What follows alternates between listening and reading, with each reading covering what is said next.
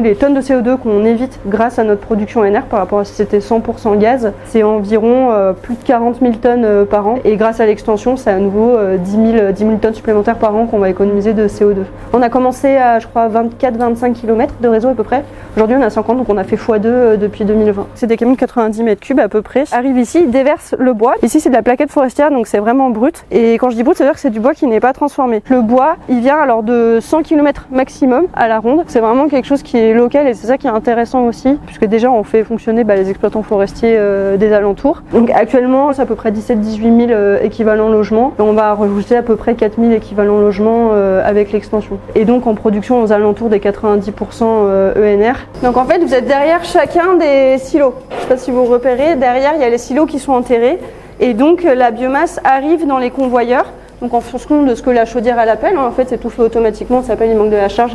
Ça vient chercher avec des échelles, ça vient les apporter dans le convoyeur. Et puis ensuite, ça va monter ici en fonction de l'appel des chaudières. Ici, en fait c'est des bouteilles d'air comprimé qui viennent faire des mini ramonages et qui viennent souffler en fait dans les tubes de fumée, parce que forcément avec la combustion ça vient accumuler un peu la suie, pour en fait décolmater un petit peu la suie qui peut s'accumuler, qui permettre une meilleure circulation, les tubes d'eau et de fumée pour que ça puisse chauffer l'eau, pour qu'ensuite ça l'emporte nous dans notre réseau.